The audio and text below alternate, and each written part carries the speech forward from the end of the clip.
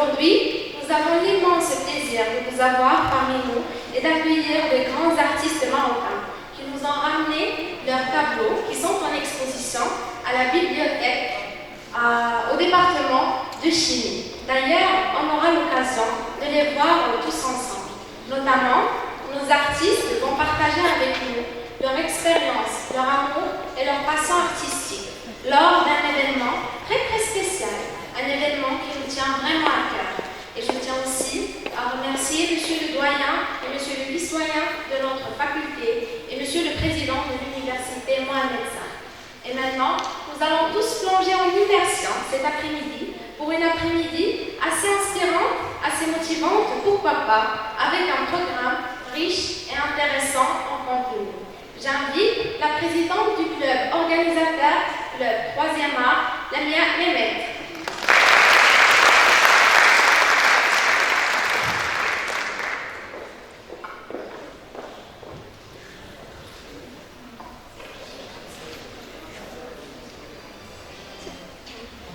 Bonjour à tous et à toutes. D'abord, je veux remercier pour votre présence à cet événement 100% artistique. Et je veux remercier énormément l'administration de la faculté des sciences de Rabat pour leur accompagnement et leur encouragement. Cette journée est une grande occasion pour faire une grande rencontre avec nos artistes peintres. Et aussi une occasion pour motiver les jeunes artistes et les jeunes étudiants de la faculté des sciences qui sont intéressés par les arts plastiques. Et pour cela, je présente tous mes remerciements aux artistes d'avoir accepté notre invitation pour leur donner une idée sur leur parcours artistique. Et je n'oublie pas de remercier les artistes qui n'ont pas pu être avec nous aujourd'hui. Mais elles seront présentes dans d'autres occasions, Inch'Allah. Et j'espère que vous allez passer une bonne après-midi. Et merci une autre fois. Et je vous laisse avec monsieur le vice-doyen de notre faculté, monsieur Hamid Diaby.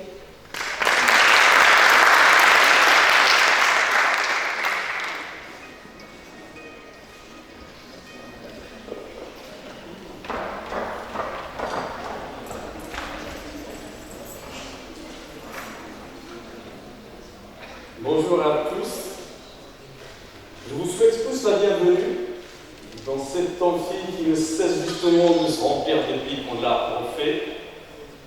Je félicite tous les organisateurs d'avoir invité d'honorables personnes qui sont venues. Je leur remercie énormément pour s'être déplacés justement dans cet amphi-là et puis revenir pour nous honorer à la faculté des sciences, pour nous apporter justement leur connaissance. C'est à travers ces gens que vous allez justement apprendre, vous allez vous perfectionner, vous allez apprendre justement à évoluer. Donc je les remercie énormément et je veux bien qu'on les applaudisse très très très fort.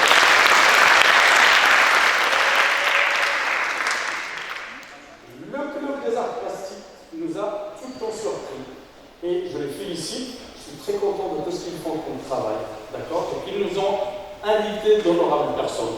Ils ont invité des personnalités qui ont suscité des débats, d'accord? La personne de Madame Echechina, c'était tout un début de ce club-là, c'était une très grande rencontre de ce club-là, et ça a suscité justement au sein de la communauté étudiantine de la faculté des sciences tout un débat, toute une discussion très sage et qui est restée très sobre et qui a lancé justement le départ de ce débat et le départ de ce club-là.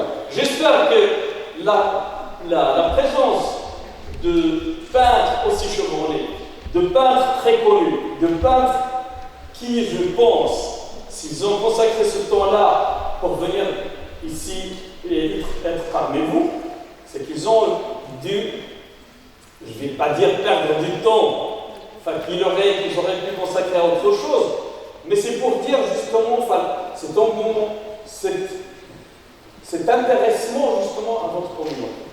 Donc, je les remercie beaucoup, je vous remercie tous, je vous félicite tous pour cette organisation et je vous encourage à faire davantage de rencontres et à créer davantage de clubs, d'accord? Ça fera partie toujours de votre formation. La formation actuellement à la faculté, à l'université en général, n'est pas uniquement limitée aux enseignements.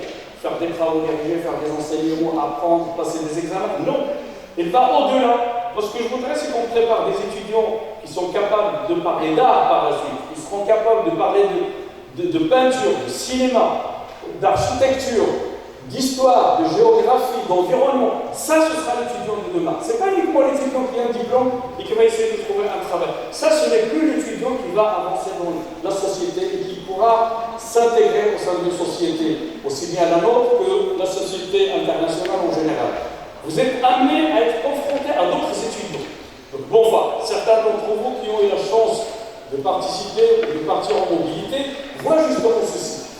L'intégration dans des associations, vous avez de la chance ici, bon, on n'est pas encore dans cet esprit-là, mais des associations dans des facultés étrangères, vous passez des entretiens pour être accepté.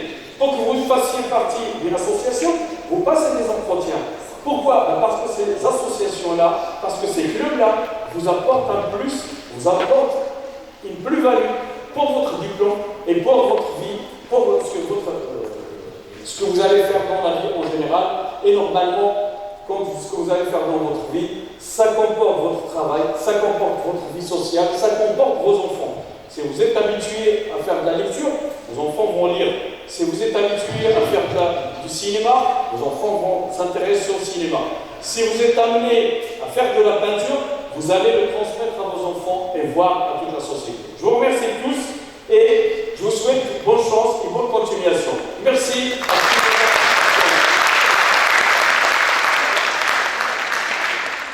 Merci, monsieur le vice-doyen. Et maintenant, nous débuterons avec monsieur Abdelkader Bourdel. Mais avant tout, je vous laisse avec une vidéo de notre artiste.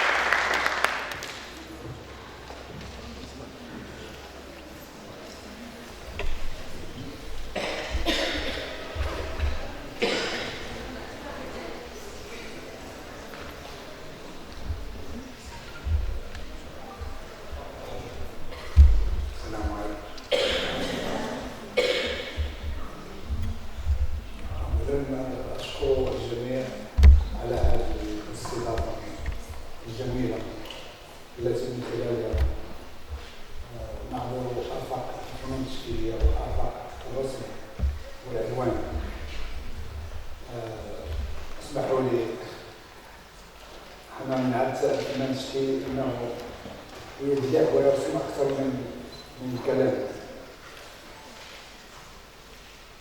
نعطيكم واحد نبذه على التاريخ ديال كيفاش ولدت الفنون التشكيليه، ثم واحد النظره على السورياليه وما يعرف بالسوريالي المغربي.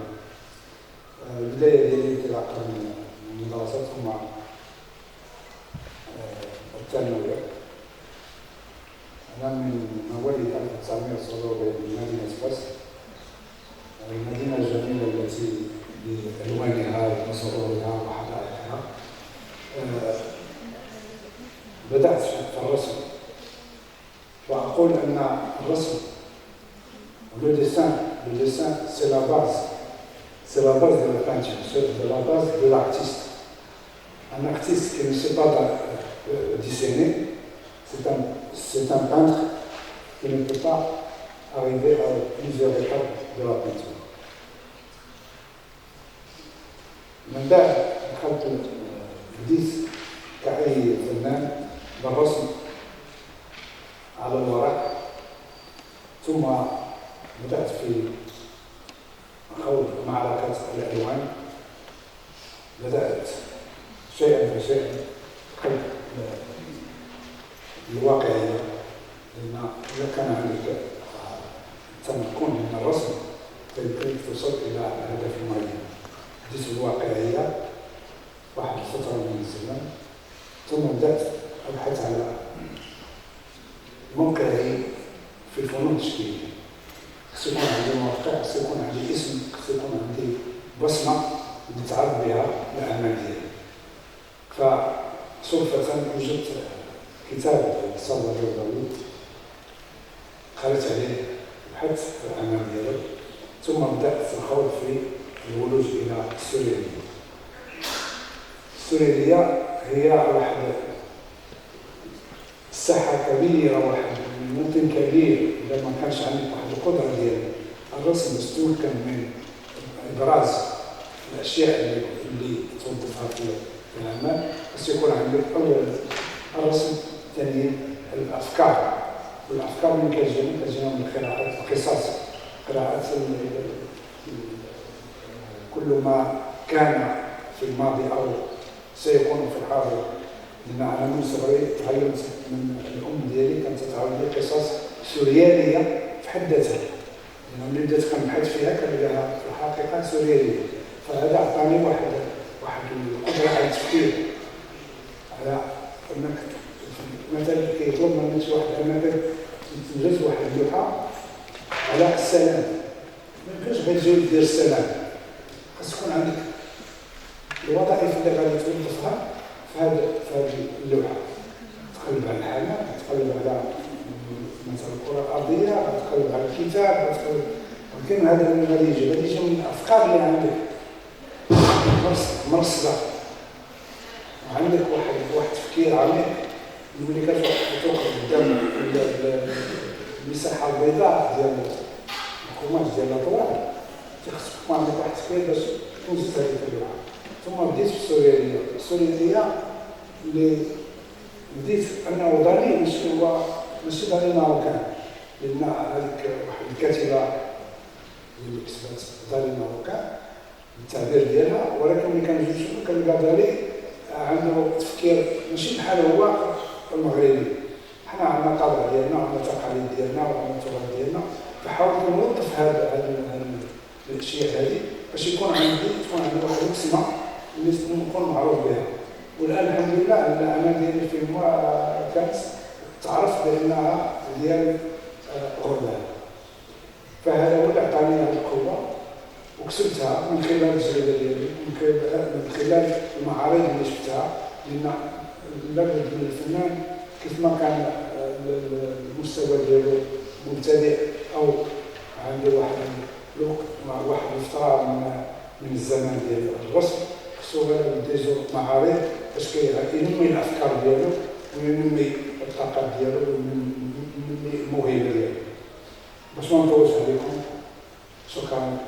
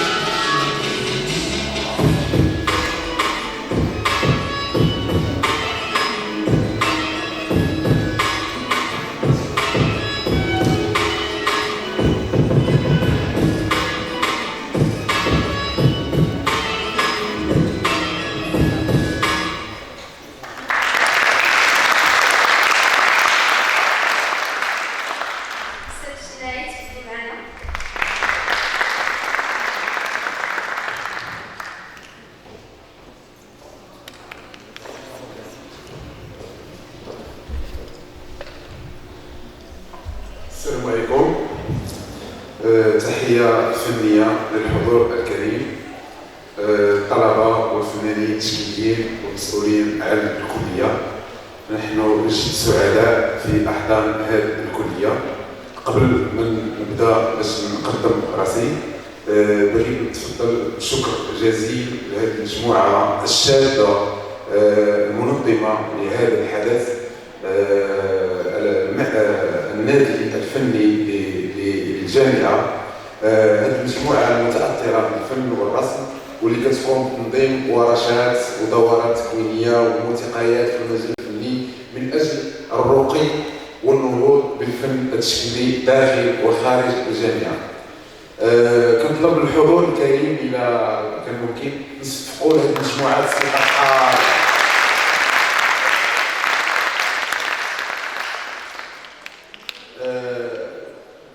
باش نزولا عند الرغبه ديال اللجنه المنظمه باش نتقام هذا اليوم اللي سميناه لا جورني دو بارطاج دو موتيفاسيون.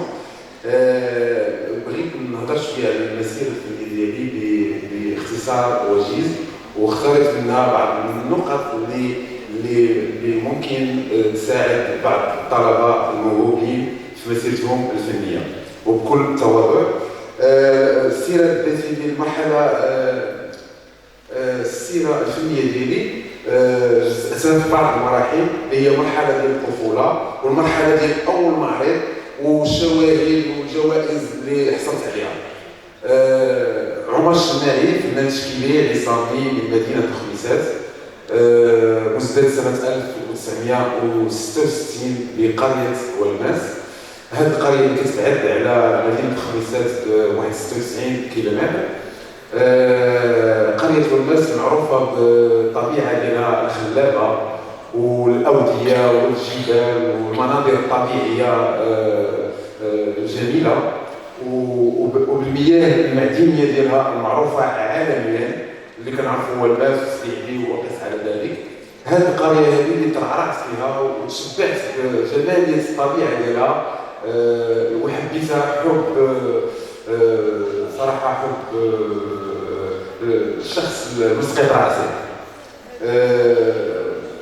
وانا طفل تشبعت وعمرت دماغي بالطبيعه وحبي لها، لكن وقع في مرحله الطفوله في واحد 10 سنين في عمري ان بحكم الوالد غينتقلوا من قريه والناس لمدينه اخرى اللي ما تاقلمناش فيها بسهوله وتاثرنا بقات ذكريات ديال الطبيعه في عقلنا. هذه هي الانطلاقه اللي وانا طفل كاي طفل كنرسم اقلام وملونات اقلام الرصاص، ما كنرسم الا جبال واوديه واشجار وخيام وفروسيه تاثيرا بهذه الطبيعه. يعني المرحله الاولى هي الطبيعه والتاثير بمسك الراس. استمرت التجربه حتى اول معرض بدار الشباب في مدينه خميسات بعد تشجيعات من بعض الاساتذه ديال الفنون التشكيليه اللي كانوا طالعوا على الاعمال ديالي وشجعوني انني نعرض الاعمال ديالي. وكان هذا المعرض حضر فيه بعض الطلبه ديال مدينه خميسات وبعض الاساتذه ديال الفنون التشكيليه، كان معرض توصل بان الناس اللي حضرات اساتذه الفنون التشكيليه اللي عطاوني بعض النصائح، وكانت محطه نحو تغيير وتجربه طويله. واستمرت التجربه كذلك الى مرحله مشاركه في معارض وطنيه ومشاركه في مهرجانات وقمت بمعارض فرديه وجماعيه ووطنيه ودوليه حتى بدات الثمار ديال المسيره الفنيه كتبان. حصلت على بعض الشواهد التقديريه وبعض الجوائز الدوليه والعالميه، مثلا احسن لوحه ديال المسيره الخضراء، احسن لوحه لتراث مدينه الرباط، حصولي على الميداليه الفضيه من طرف الهيئه العليا للعلوم والفنون والاداب، الميداليه الذهبيه كجائزه الاروقه لسنه 2017. هذا كله كان محطه، كان مراحل نحو اجتهاد وتقليد مسؤوليه للوصول الى المنتهى. اللي بغيت نتقاسم مع الناس اللي مهتمه بالفن واللي باديه مسيره فنيه ديالها هي انني طول المسيره الفنيه ديالي اشنو استنتجت، شنو كتجربه خاصه واستسمح لي كان شي اراء اخرى. المهم انا احكي على تجربتي الخاصه وما استنتجته واريد ان اتقاسمه مع الحضور. المسيره الفنيه لكل شخص انا كنديرها بحال واحد المنحدر تصاعدي، البدايه من نقطه صفر تصاعدا كلها اجتهادات، معاناه، عراقل، حواجز. لابد ان الفنان يتخطى بالصبر، بالعزيمه، بالمثابره والاستمرار. هذا المنحنى التصاعدي هو اطول مسافه في المسيره الفنيه، لكن لما كنوصلوا لنقطه ان الفنان لقى الستيل ديالو، لقى الاسلوب ديالو، لقى راسو وخرج بالاسلوب ديالو، هنا كتبدا مرحله المتعه في الصغر. وبعد مرحله المتعه تبدا حلاوه الفن، وهذا هو المتعه. ومن بعد كتجي حلاوه الشهره، وهي اللي ينشد لها كل. والنصيحه ديالي اللي بغيت غنعطيها بشكل حوار واقعي مع احد الفنانه الكبار اللي تحت الظروف انني التقيت معاه وجلسنا واحد 4 ساعات وعطاني واحد النصيحه على طول المسيره الفنيه ديالي، وكنتقاسمها مع كل فنان طلب مني النصيحه. هذا فنان كبير في السن وكبير في الاسم ومرموق. طرحت عليه واحد السؤال يا استاذ، بحكم ان المكانه ديالك مكانه كبيره وعندك تجربه طويله، شنو هي النصيحه اللي ممكن تعطيني باش نستعمل بها في المسيره الفنيه ديالي؟ شافني واحد اللحظه وقال لي الا بغيتي تكون فنان خصك تصلح هذا وتنقي، وشاب بصبعو قلبي وقال لي وما يكونش في غرور، وما عمرك تقول انا فنان كبير او انا احسن من الاخر او الاخر احسن مني. فهناك من وصل بتجربه طويله، وهناك من هو في البدايه وسيصل بتجربته الطويله، وان تكون صبورا. يا استاذ بصراحه قلت لي كل شيء، انا كنعمل هذا الشيء وغادي نعمل به وغنبلغو.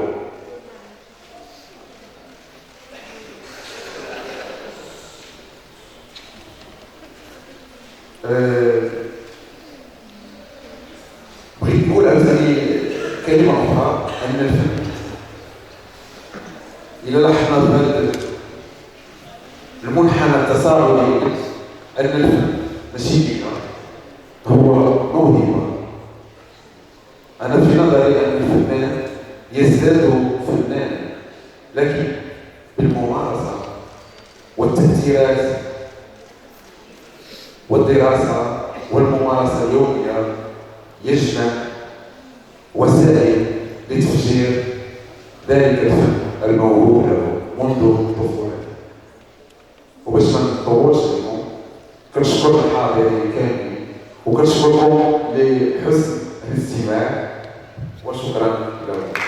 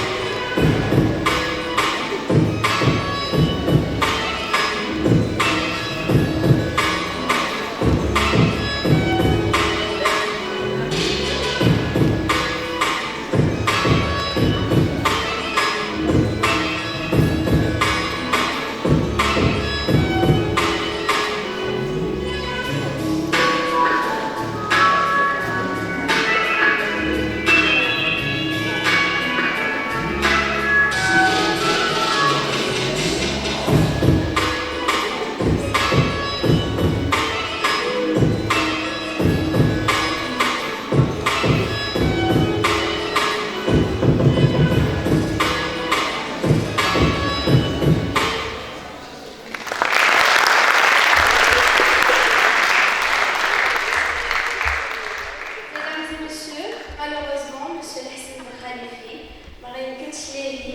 une présentation, donc c'est moi qui vais la faire.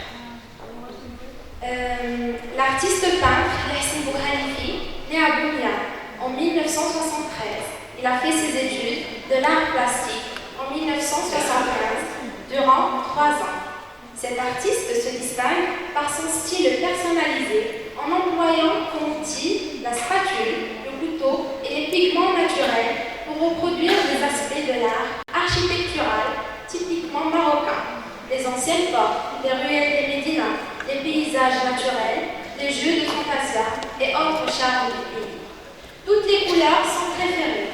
Les chaudes reflètent la chaleur du pays.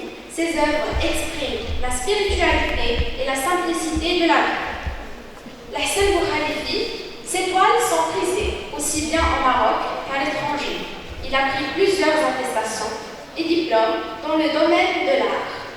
Il a reçu ces distinctions pour ses œuvres originales et personnalisées, le distinguant parmi plusieurs artistes. L'artiste Lahsen Boukhalifi s'est passionné pour la peinture depuis son jeune âge et a commencé à l'exercer depuis 1995. Il fait partie des rares artistes à produire un style figuratif empreint d'abstrait, dédié à la terre natale, à la civilisation et à une culture ancrée dans l'histoire et le temps. Lahsen Boukhalifi a son actif plusieurs expositions individuelles et collectives au Maroc et à l'étranger. Merci.